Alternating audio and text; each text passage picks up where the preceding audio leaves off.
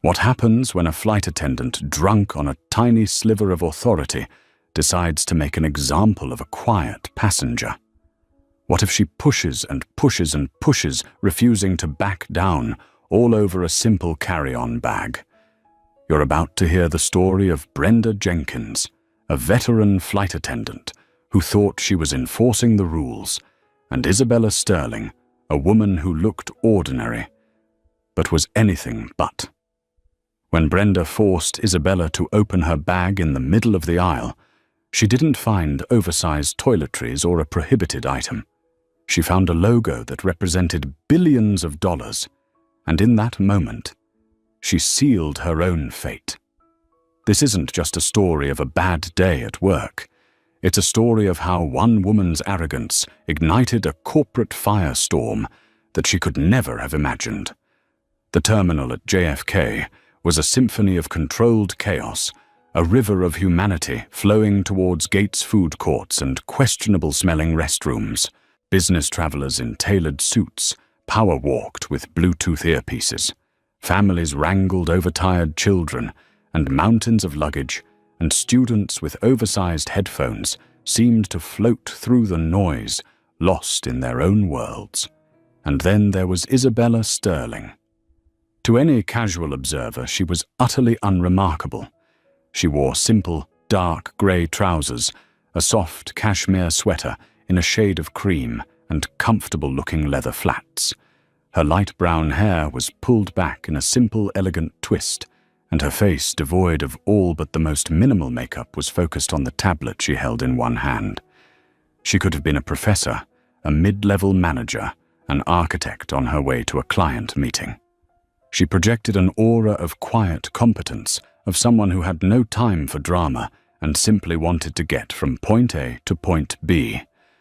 Her only luggage was a sleek, black leather carry-on bag at her feet. It was impeccably designed, but bore no obvious brand names, no flashy logos. It was the epitome of understated quality, a bag that could cost $20 or $10,000, and its anonymity was entirely by design. She was waiting to board Transcontinental Airlines Flight 782 to San Francisco. The boarding process had just begun, and the air was thick with the familiar tension of passengers jockeying for position, eager to secure overhead bin space. The gate agent, a harried-looking man named Kevin, was making announcements with the weary tone of someone who had repeated the same script 1,000 times that day. "We will now begin boarding for Group 3. Please have your boarding passes ready. Remember, all passengers are allowed one carry-on item and one personal item. All carry-on items must fit in the sizer. We will be checking." Isabella was in Group 2, but she preferred to board later to minimize her time in the cramped confines of the aircraft. She watched as the line for Group 3 surged forward. It was then that she first saw her. Brenda Jenkins stood beside the jet bridge entrance like a sentinel. She was a woman in her late 40s with a severe blonde bob that looked as though it had been set with concrete, and a slash of bright red lipstick that seemed to accentuate the permanent downturn of her mouth. Her uniform was immaculate, but her posture was rigid, radiating a sense of grievance, as if every passenger was a personal affront. She was scanning the line, her eyes darting from bag to bag, a hunter seeking prey. A young man with a slightly too large backpack was pulled aside. "Sir, you'll have to put that in the sizer." The backpack, of course, did not fit. "That'll have to be checked," Brenda declared, her voice carrying a note of triumph. "There's a $50 fee." The young man protested, flustered, but Brenda was implacable, pointing him back towards the long-suffering Kevin at the desk. She then turned her attention back to the line, her gaze sweeping over the passengers with undisguised suspicion. Isabella felt a prickle of annoyance. She understood the rules, the need for order, but there was a difference between enforcing policy and delighting in the power it gave you. Brenda Jenkins was clearly in the latter camp. Finally, the call for Group 4 came. Isabella rose, picked up her bag, and joined the dwindling queue. As she approached the gate, she saw Brenda's eyes lock onto her black leather bag. It was a look of pure, unadulterated speculation. The bag was well within the size limits, sleek and compact, but it was its very lack of a familiar brand, its quiet expense, that seemed to offend the flight attendant. It was an anomaly, and Brenda Jenkins did not like anomalies. "Ma'am Brenda," said her voice, stopping Isabella in her tracks. She pointed a perfectly manicured finger at the bag. "I'm going to need you to put that in the sizer." Isabella paused. She glanced at the metal cage of the sizer, then back at her bag, which was obviously compliant. A dozen other bags of similar or larger size had passed without comment. This was not about the rules. This was about something else. "I can assure you it fits," Isabella said, her tone polite but firm. "I'm the one who decides that." Brenda snapped back, a little too sharply. Several people in the line turned to look. "The sizer, please." Isabella could feel her patience beginning to fray. She had a transcontinental flight ahead of her, followed by a series of meetings that would determine the future of a $3 billion project. The last thing she needed was a petty power struggle with a glorified hall monitor. But arguing would only create a bigger scene. With a sigh that was almost imperceptible, she walked to the sizer and slid her bag in. It fit with inches to spare on all sides. She slid it out and looked at Brenda, her eyebrows raised in a silent question. Brenda's lips thinned. For a moment she looked thwarted, but then a new angle of attack occurred to her. "That counts as your carry-on item," she declared. "The tablet you're holding is a personal item. You can't also have a purse." Isabella wasn't carrying a purse. "This tablet is my personal item," she stated, her voice losing its polite edge and becoming flat and factual. "Company policy is a purse, a briefcase, or a small backpack," Brenda retorted, her voice rising in pitch. She was inventing rules now, buoyed by the small audience and her own sense of authority. An electronic device doesn't count. This was absurd. Isabella had flown hundreds of times on this very airline and had never encountered such a ridiculous interpretation of the rules. She could see the gate agent, Kevin, starting to look uncomfortable. "That's incorrect," Isabella said calmly. "But if it will satisfy you." She unzipped a side pocket on her leather bag, slid the tablet inside, and zipped it closed. She then held up the single bag. "There. One item. May I board now?" Brenda looked furious. She had been outmaneuvered, made to look foolish in her pedantry. She stared at Isabella, a flicker of genuine dislike in her eyes. It was the look of someone who had picked a fight, expecting an easy victory, only to find their opponent was not intimidated. She wanted to say more to find some other infraction, but the line was backing up and people were grumbling. With a tight, angry jerk of her head, she gestured towards the jet bridge. "Fine. Go ahead." Isabella walked past without another word, her back straight, her expression unreadable. She could feel Brenda's glare on her back the entire way down the ramp. She shook her head slightly. It was over. A moment of unpleasantness, nothing more. She was wrong. It was only the beginning. The cabin of the Airbus A321 was a familiar environment for Isabella. She navigated the narrow aisle with practiced ease, her eyes scanning the seat numbers. Her seat 7A was in the premium economy section, a small upgrade she allowed herself for long flights to ensure she had enough space to work. It wasn't first class, a choice she made deliberately when traveling for specific, research-oriented trips. Flying with the general public provided insights you couldn't get from a private jet or the curated environment of a first-class pod. It was in its own way market research. She found her row and stowed her black leather bag in the overhead compartment directly above her seat. It slid in, smoothly nestled between a soft-sided duffel and a standard rolling suitcase. She settled into the window seat, pulled out the tablet she had been forced to stow away, and prepared to spend the next 5 hours finalizing a presentation. A young man with kind eyes and a neat professional haircut sat down in the aisle seat 7C. He gave her a brief, polite smile, which she returned before turning her attention to her screen. The middle seat thankfully remained empty. The boarding process continued, a slow parade of bodies and backs. Isabella was already absorbed in her work, her fingers flying across the screen as she annotated slides and reviewed data streams. The ambient noise of the cabin, the chatter, the clunk of luggage, the crying of a baby from the back of the plane faded into a background hum. And then a shadow fell over her. "Ma'am." Isabella looked up. It was Brenda Jenkins. The flight attendant was standing in the aisle, her arms crossed her face, a mask of stern disapproval. The red lipstick seemed even more pronounced in the plane's artificial light. "Yes," Isabella asked, keeping her voice neutral. "I see you've put your bag in the overhead bin," Brenda said, her voice loud enough for the surrounding passengers to hear. "Yes, that's where carry-on bags go," Isabella replied, a hint of steel entering her tone. She had hoped the ridiculousness at the gate was the end of it. Clearly not. Brenda had followed her onto the plane to continue her crusade. "That bin is already quite full," Brenda stated, gesturing vaguely upwards. "And as I said, that bag is questionable. Given the limited space, I'm going to have to insist that you check it."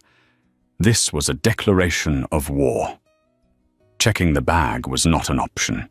It wasn't about the inconvenience or the potential for it to be lost. It was about what was inside. "I'm not checking my bag," Isabella said, her voice low and clear. "It contains sensitive work materials and fragile electronics. It is fully compliant with carry-on regulations, as we established at the gate, and it is safely stowed." This discussion is over.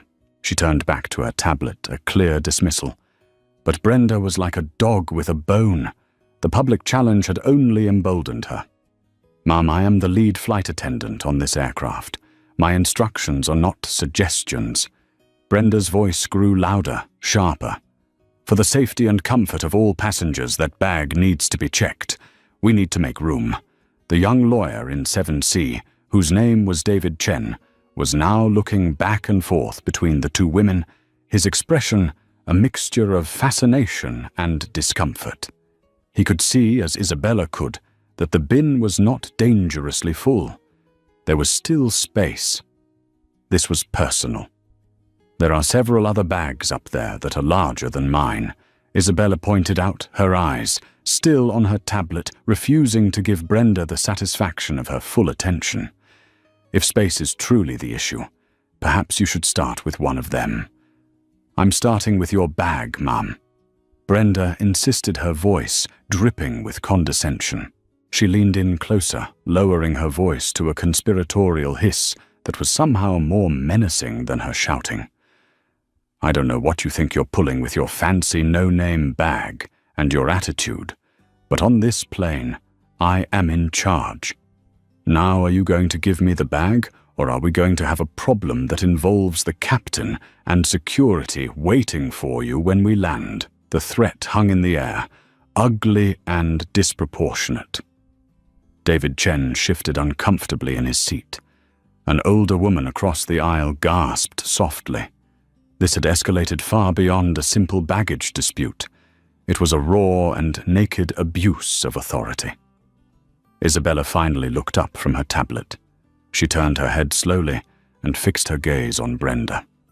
Her eyes, which had previously been a calm, neutral brown, now seemed to darken, becoming as hard and cold as polished stone.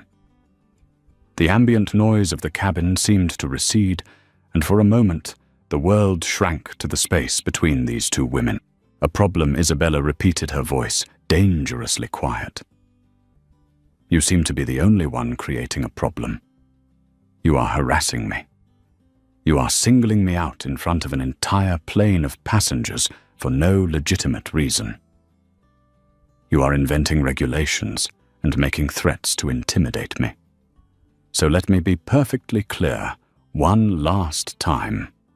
I will not be checking my bag. It will remain in the overhead compartment where it is currently stowed. If you touch my property, or if you continue this harassment, you will be the one explaining yourself, not to the captain, but to the CEO of this airline. The sheer, unadulterated confidence with which she spoke gave Brenda a moment's pause. For a split second, a flicker of doubt crossed her face. Who was this woman? But it was quickly replaced by righteous indignation. CHOO, the audacity. This was just some entitled passenger who thought she could bluff her way out of following the rules. Brenda's ego, now thoroughly bruised, would not allow for a retreat. "That's it," she sneered. "I've had enough of your attitude. Unbuckle your seatbelt. We're going to the galley to have a discussion. And you're bringing the bag." "No," Isabella said simply. The standoff was absolute. The final boarding announcements were being made over the intercom, urging passengers to take their seats. Brenda was holding up the entire process. She was cornered, and like a cornered animal, she made a reckless move. "Fine, you want to do this in the aisle? We'll do it in the aisle," Brenda declared, her face flushed. "What's in that bag that's so important, huh? What are you hiding? Federal regulations state that we have the right to inspect any carry-on luggage. Open the bag. Open it now and show me why you can't possibly check it." It was the ultimate overstep, a demand, born of pure frustration and malice. She expected Isabella to refuse to balk, which would give her the justification she needed to have her removed from the flight. She expected a scene, tears and angry capitulation. She did not expect Isabella to calmly say, "Very well." Isabella stood up, her movements fluid and deliberate. She reached up and pulled the black leather bag from the overhead bin, placing it carefully on the empty middle seat. Every eye in the surrounding rows was on her. The cabin was silent, save for the hum of the ventilation. Brenda watched, a smirk playing on her lips. She had won. Whatever was in that bag, its unveiling would be a moment of public humiliation for this arrogant woman. Isabella's long, graceful fingers went to the primary zipper. She looked directly at Brenda, her expression utterly unreadable. "You're sure you want to do this?" Isabella asked, her voice soft. "There is no coming back from this moment. I am giving you one final opportunity to return to your duties and leave me alone." "Open it!" Brenda hissed her victory, now inches away. Isabella pulled the zipper. The bag opened with a smooth, quiet sound that seemed to echo in the tense silence. She folded back the top flap, revealing the contents within. The interior of the bag was not cluttered with the usual travel miscellany. There were no rumpled clothes, no books, no bag of trail mix. The inside was lined with a soft charcoal grey microfiber, and nestled within custom-molded foam padding lay a single object. It was a device roughly the size of a large hardback book, encased in a seamless shell of what looked like brushed titanium and a dark matte ceramic. It had no discernible screen, no buttons, no ports. Its surface was cool, minimalist, and utterly alien. It was a piece of technology so advanced and so elegantly designed that it looked less like a consumer product and more like a prop from a science fiction film. Brenda Jenkins stared at it, confused. "What is that, a laptop? You're making all this fuss over a laptop?" Her voice held a note of disappointment. She had been expecting something more incriminating, more dramatic. But it wasn't Brenda who reacted. It was the young lawyer in seat 7C, David Chen. He leaned forward, his eyes wide, his breath catching in his throat. He had seen design mock-ups, read hushed articles in tech journals, and followed the rumors for years. He recognized the aesthetic, the materials, the sheer uncompromising minimalism. But what he saw next confirmed it. Isabella reached into the bag and tilted the device slightly. On the underside, etched into the titanium with laser precision, was a single elegant symbol, a perfect circle with a single stylized wave passing through its center. David Chen gasped, the sound sharp in the quiet cabin. "Oh my God," he whispered, his voice filled with awe. That's an aura." The name dropped into the silence like a stone into a deep well. Brenda looked from the device to David, her expression one of complete bewilderment. "A what? What's an aura?" But others had heard. A man in the row behind a tech investor from Silicon Valley craned his neck. His jaw went slack. No way he breathed. Is that the prototype? The Helios. The name Aura rippled through the front of the cabin. To Brenda Jenkins, it meant nothing. It was just a word.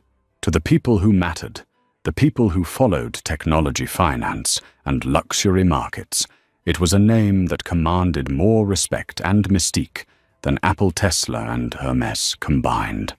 Aura was not just a company. It was a legend. They didn't do press releases. They didn't advertise. They didn't have stores. They operated in near total secrecy, creating ultra-exclusive bespoke technology and lifestyle products for a client list that was rumored to include world leaders, reclusive billionaires, and royalty.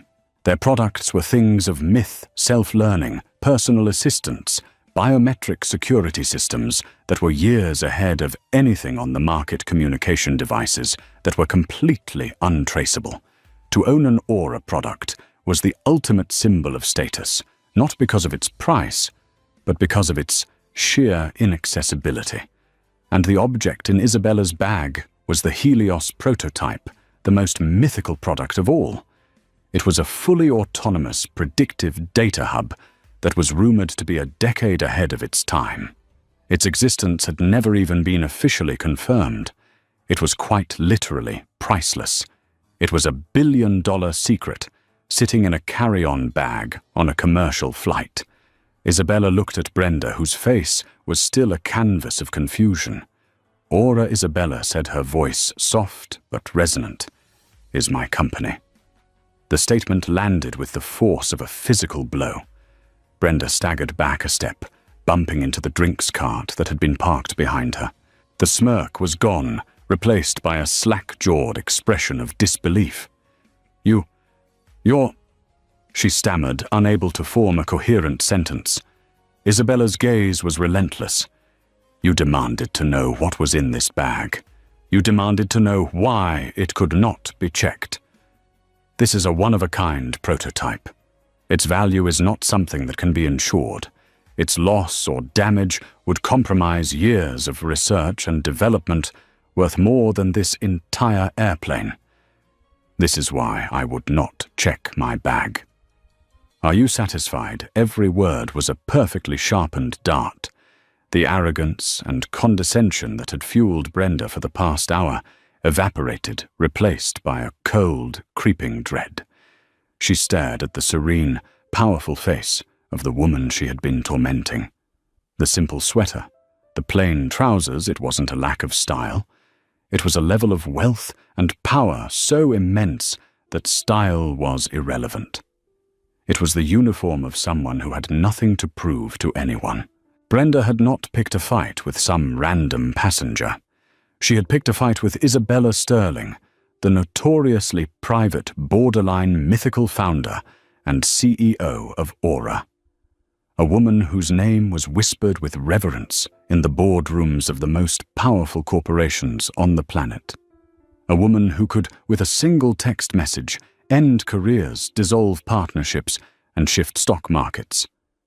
I was just following procedure. Brenda whispered the words, sounding hollow and pathetic even to her own ears. No, Isabella corrected her, her voice cutting through the excuse like glass. You were not. You were engaging in a personal vendetta, because your authority was not immediately deferred to. You were unprofessional, abusive, and you have created a serious incident."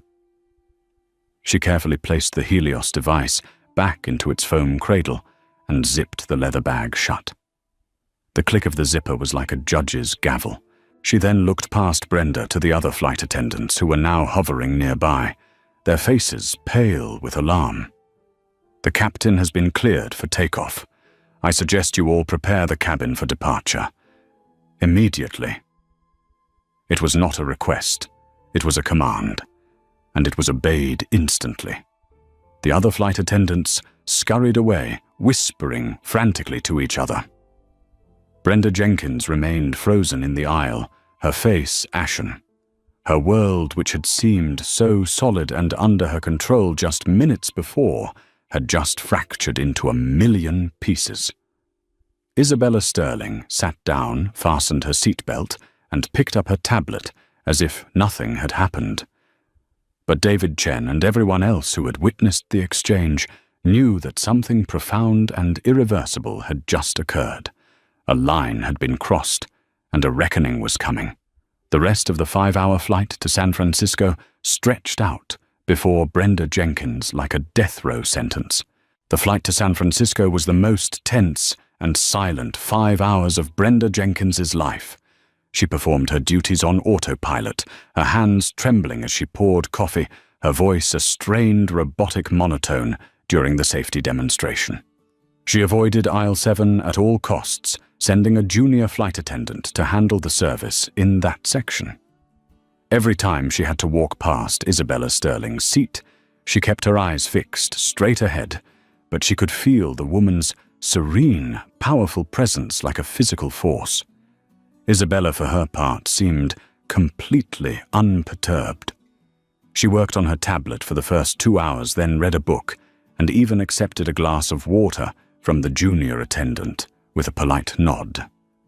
To an outside observer who had missed the initial drama, she was just another passenger. But to those who had seen her calm, was more terrifying than any outburst could have been. It was the calm of inevitability. When the plane finally touched down at SFO, a collective sigh of relief went through the cabin.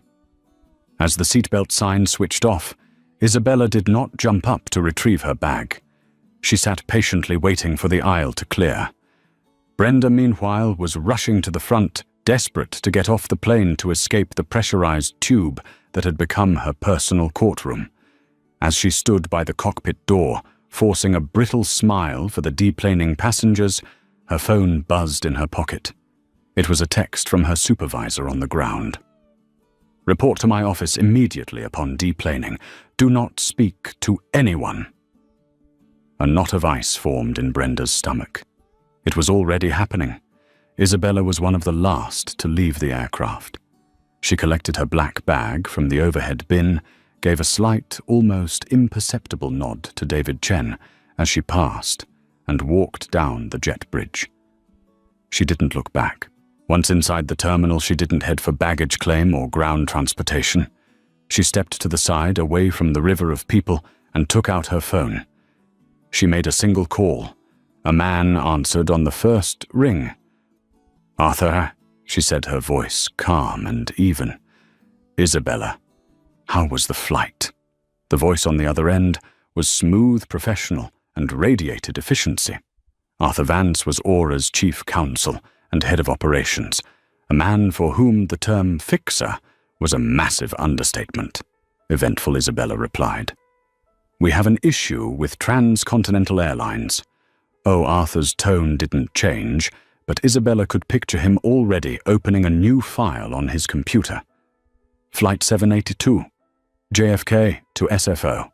The lead flight attendant, a woman named Brenda Jenkins, engaged in a pattern of harassment and unprofessional conduct that culminated in her demanding I open my carry-on in the aisle to prove its contents were worthy of not being checked. There was a moment of dead silence on the other end of the line. Arthur Vance, a man who had negotiated nation-state level contracts and stared down the most aggressive corporate raiders, was momentarily speechless.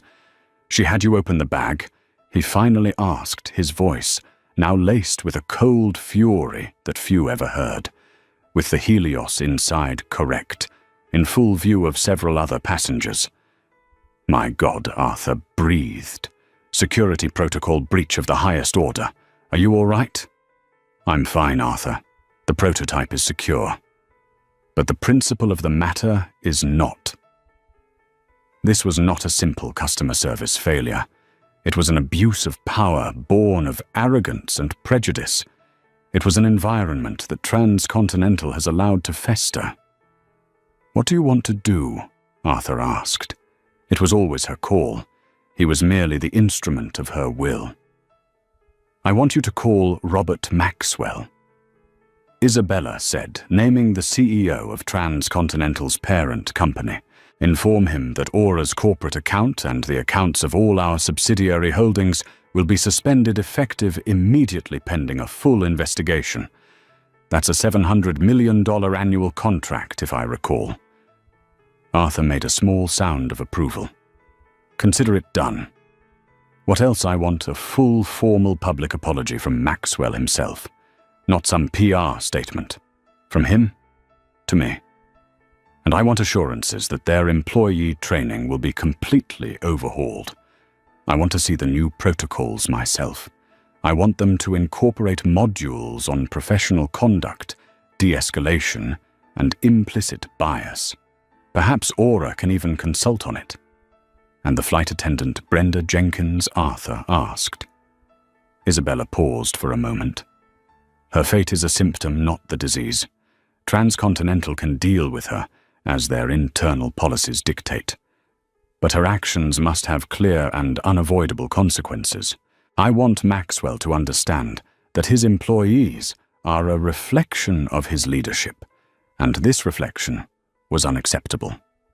Make him understand the gravity of what his employee did not just to a passenger, but to a business partner who trusted his company with its most valuable asset. I understand perfectly, Arthur said. I'll make the call now. You should be hearing from Mr. Maxwell within the hour. Thank you, Arthur. Isabella ended the call. 500 miles away, in a high-rise office in Phoenix, Robert Maxwell, CEO of Transcontinental's parent company, was just finishing up a quarterly earnings call. He was feeling good. Profits were up. Projections were strong. He was joking with his CFO when his personal assistant, looking pale, interrupted him. Sir Arthur Vance is on your private line. He says it's urgent. Maxwell's good mood vanished. A call from Arthur Vance was never good news. It usually meant one of their top-tier corporate partners had a problem, and Aura was not just top-tier. They were the foundation. Put him through, Maxwell said, waving the CFO out of his office. He picked up the phone. Arthur, good to hear from you. What can I do for you? Robert Arthur's voice was arctic. I'm calling to inform you that Aura is suspending its global partnership with Transcontinental, effective immediately. Maxwell felt the blood drain from his face. Suspending? What are you talking about? We just renewed the contract. It's worth over $700 million. That figure is correct, Arthur said coolly. And as of this morning, it's worth $0. Why? What happened? Was there a scheduling issue? A problem with a booking? Maxwell scrambled his mind, racing through a dozen logistical possibilities. You could say that, Arthur replied. One of your flight attendants on a flight from New York to San Francisco this morning decided to harass and publicly humiliate a passenger she deemed unworthy of her respect. She threatened the passenger tried to illegally confiscate their property and then forced them to reveal the highly sensitive contents of their carry-on bag in the middle of the aisle. Maxwell was confused. That's terrible. Unacceptable. We'll refund the passenger, offer them vouchers, of course. We'll discipline the employee. But to suspend the entire contract over one bad apple. Robert Arthur interrupted, his voice dangerously low. The passenger was Isabella Sterling. Maxwell's world stopped. He felt like he had been punched in the gut. Isabella Sterling, the founder of Aura, the woman he had met only once at a formal dinner, where she had been so quiet and unassuming he had almost dismissed her. He thought of her flying on one of his planes as a regular passenger and being harassed by one of his own employees. And Robert Arthur continued twisting the knife, the sensitive contents of her bag. It was the Helios prototype. Maxwell dropped the phone. It clattered onto his mahogany desk. He stared out the window at the Phoenix skyline, but he saw nothing. The Helios. He knew the rumors.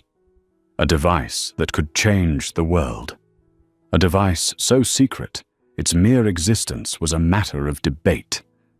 And one of his $50 an hour power-tripping flight attendants had forced Isabella Sterling to unveil it in the aisle of a commercial flight. The potential fallout was catastrophic. It wasn't just the loss of the $700 million contract. It was the reputational damage. It was the potential for a lawsuit that could cripple the company. It was the personal and professional humiliation. He snatched the phone back up. "Arthur," he said, his voice trembling with a mixture of fear and rage. "Tell me what I need to do." Arthur Vance began to calmly list Isabella Sterling's demands, and Robert Maxwell listened, knowing he had no choice but to agree to every single one. For Brenda Jenkins, the nightmare began the moment she stepped into her supervisor's office at SFO. The supervisor, a man she had known for 15 years, wouldn't even meet her eye.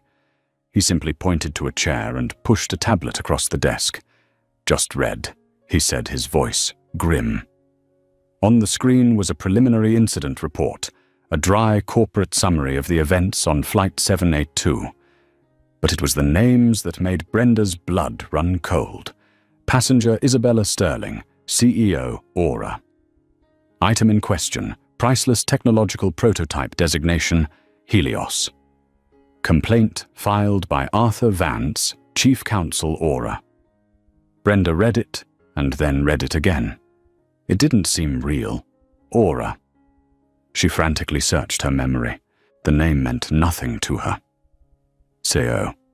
This plain, quiet woman was a CEO. It was impossible. It had to be a mistake, a prank. "This is a joke, right?" she asked, a hysterical laugh bubbling in her throat.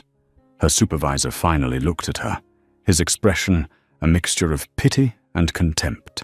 "Brenda, do you have any idea what you've done?" Robert Maxwell called me himself. "The CEO of the entire corporation. I've never spoken to him in my life." He was screaming. Not yelling, Brenda. Screaming. He took a deep breath. Aura has suspended their account. That's nearly $1 billion a year in corporate travel. They're threatening a lawsuit for breach of security and corporate espionage. They're demanding a complete overhaul of our training protocols. And it's all because you couldn't just let a passenger put her bag in the overhead bin. The reality of the situation began to crash down on Brenda, and it was a tsunami of ice water. The condescending smirk she had worn, the thrill of power, she had felt it all curdled into pure terror. I was just doing my job, she stammered, falling back on the old flimsy excuse. She had an attitude. She was being difficult. She was a passenger with a compliant bag. Brenda, her supervisor, shot back, his patience finally snapping. And you harassed her from the gate to her seat. You threatened her. You created a public spectacle and humiliated her in front of an entire cabin. We have 6 witness statements already, and they all say the same thing. They all say you were on a power trip. One of them, a lawyer, has already sent a detailed account to his firm. Brenda was placed on immediate unpaid suspension, pending a full investigation, which was merely a formality. Her union representative, after hearing the facts, told her bluntly that there was nothing he could do. Her actions were so far outside the bounds of professional conduct that they were indefensible. But her professional life was only the first thing to crumble. David Chen, the young lawyer in seat 7C, was an associate at a prestigious San Francisco firm specializing in tech law. He understood the monumental significance of what he had witnessed. After landing, he had typed up a detailed, dispassionate account of the entire incident on his firm's internal blog, framing it as a case study in liability and corporate risk. Within hours, that internal blog post was leaked. Someone seeing the juicy details, the secret billionaire, the mythical prototype, the arrogant flight attendant, sent it to a popular tech news site. By the next morning, the story was everywhere. Transcontinental flight attendant forces reclusive Aura CEO to reveal billion-dollar secret, screamed one headline. How a power trip on Flight 782 could cost an airline $1 billion rid another. The story went viral. Flight attendant Brenda and Auragate trended on Twitter. Passengers who had been on the flight started posting their own cell phone videos of the confrontation. The footage was damning. It showed Brenda, her face contorted with anger, looming over a perfectly calm Isabella. It captured her sneering words and her unreasonable demands. It caught the collective gasp when the name Aura was spoken. Brenda Jenkins became an overnight internet villain. She was turned into a meme, the ultimate symbol of the petty tyrant, the airline Karen. Her photo was everywhere. People dug up her social media profiles, sharing old posts where she complained about her job and difficult passengers. She was ridiculed, vilified, and condemned on a global scale. Her small apartment was besieged by reporters. She had to disconnect her phone. Her friends and family were hounded. In a desperate attempt to defend herself, she agreed to an interview with a national news network, hoping to tell her side of the story. It was a disaster. "I was just trying to ensure the safety and security of the flight," she said, her voice trembling on camera. This woman, she was very dismissive. She had this air about her. "It's my job to enforce the rules no matter who the person is." The interviewer pressed her. But the bag fit in the sizer correct, and multiple witnesses said the bin was not full. "They say you singled her out. They don't understand the pressures of the job," Brenda deflected, her eyes darting nervously. "You have to be firm. If you give an inch, they'll take a mile." She came across not as a diligent employee, but as a bitter, resentful woman who was incapable of admitting fault. She blamed Isabella's attitude. She blamed the other passengers for not understanding. She blamed the company for not backing her up. At no point did she take responsibility for her own actions. The public backlash was immediate and brutal. She was seen as pathetic and entitled. Her attempt to garner sympathy had backfired spectacularly, cementing her status as a pariah. 2 weeks after the flight, she was formally terminated from Transcontinental Airlines. The career she had spent 25 years building was over.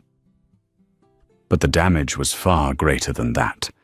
Her name was now synonymous with petty arrogance and spectacular professional failure. No other airline would hire her. She was unemployable in the industry she knew. The life she had known was completely and utterly unraveled. And it all began with a simple request to check a bag. A request she could have let go. A battle she did not have to fight. She had demanded to see what was inside the bag, and in doing so, she had exposed the emptiness of her own character for the entire world to see. While Brenda Jenkins's life was imploding, Isabella Sterling was methodically turning a crisis into an opportunity. She was not a vindictive person. She took no pleasure in Brenda's personal ruin. To her, Brenda was a data point, a symptom of a systemic failure.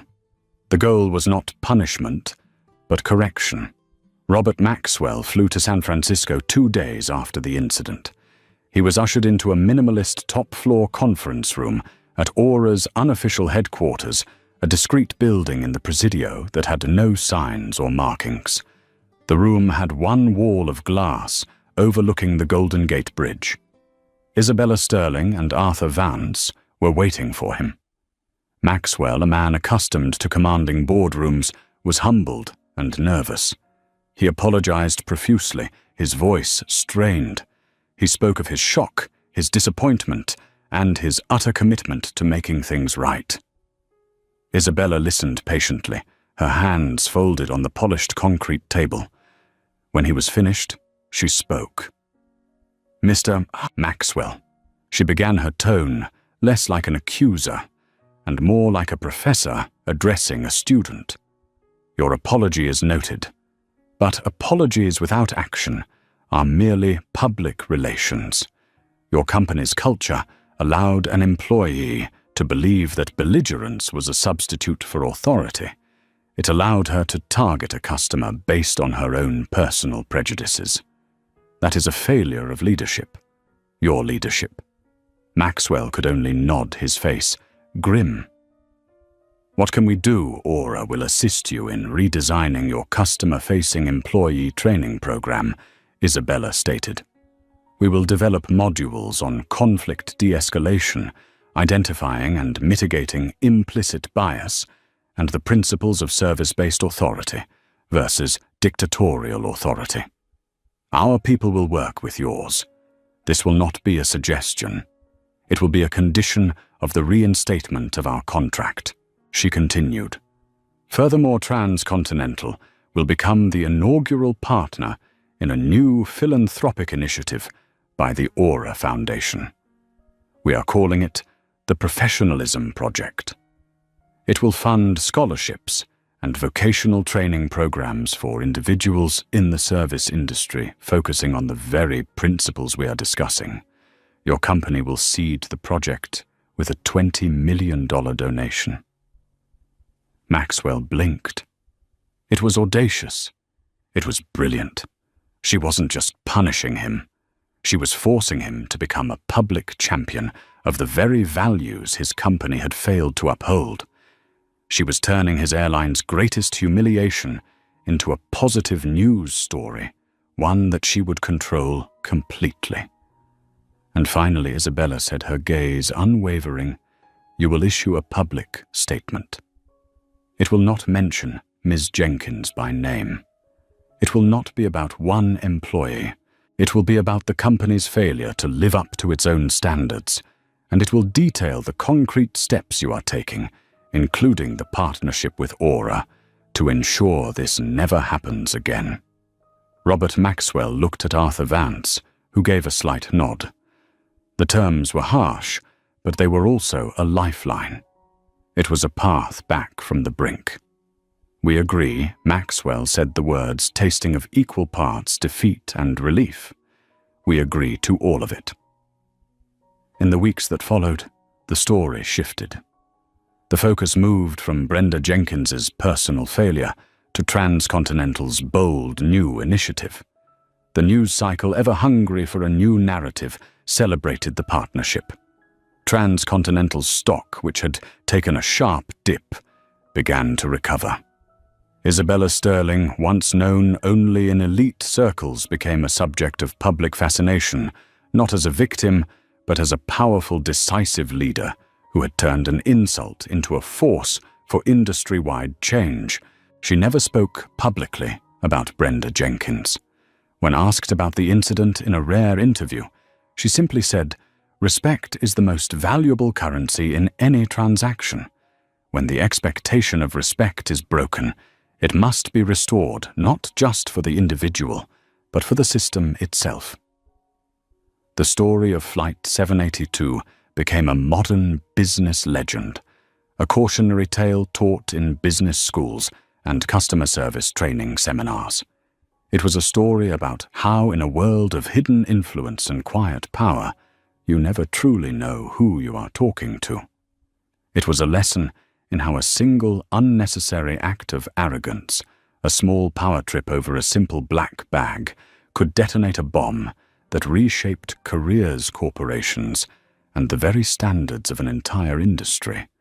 And at the center of it all was a woman who, by refusing to be small, forced everyone around her to be bigger. 6 months passed.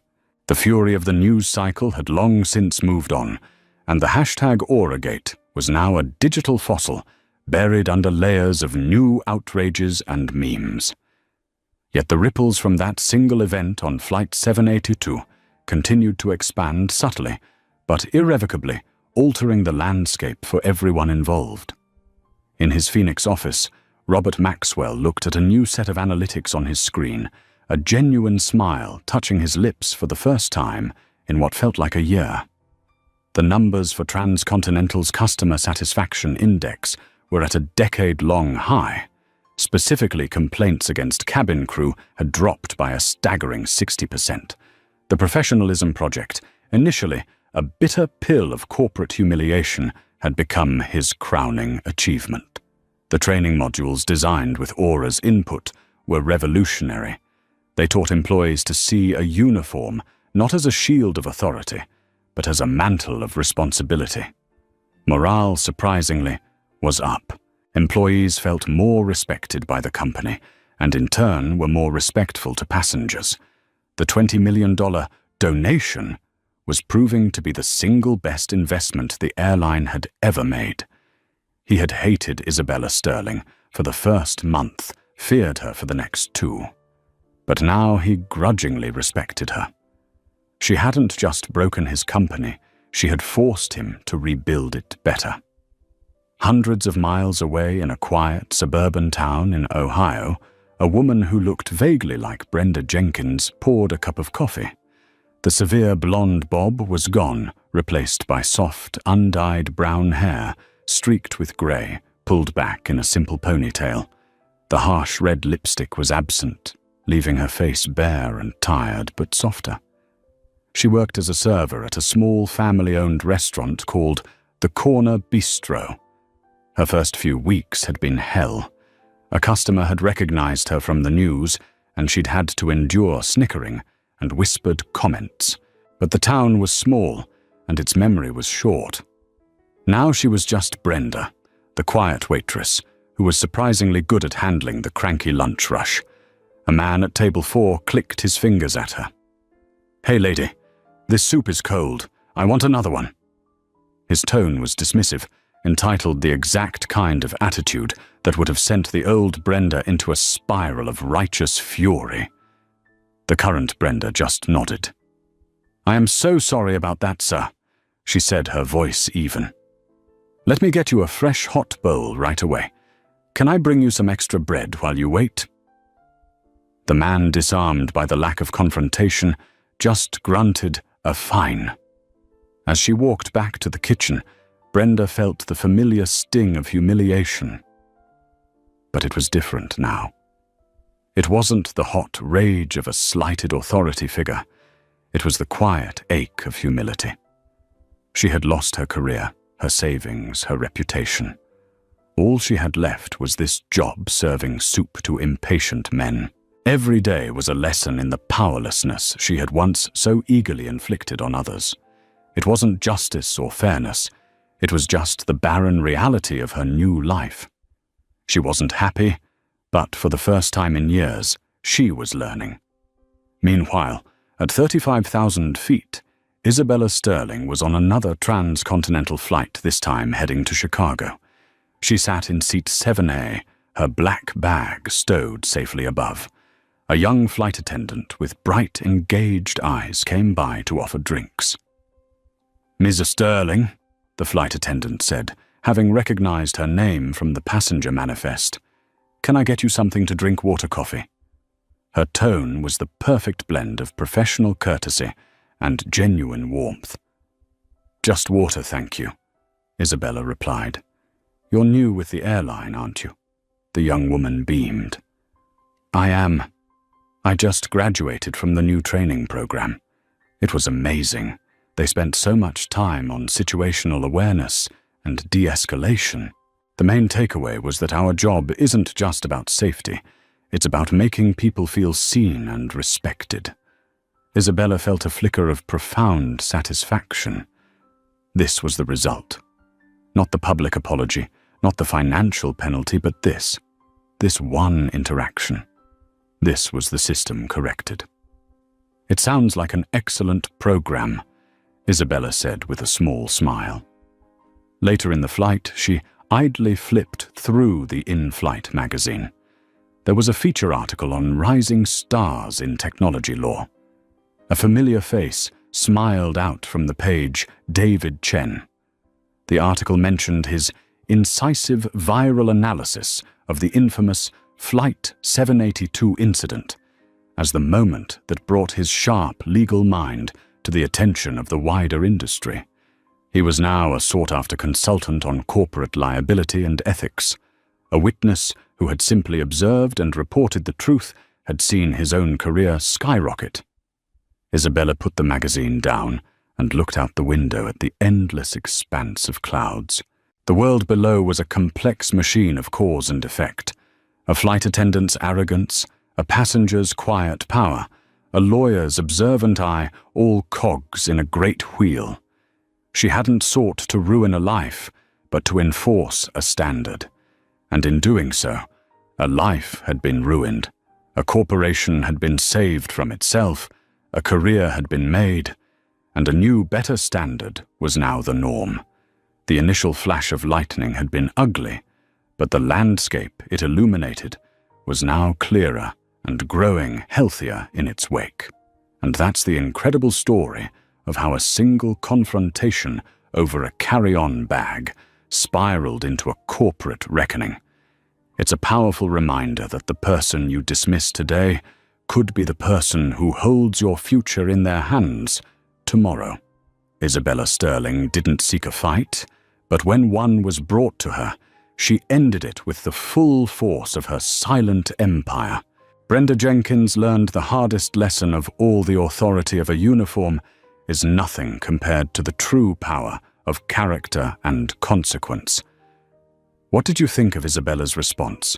Was it justice, or was it too harsh? Let us know your thoughts in the comments below.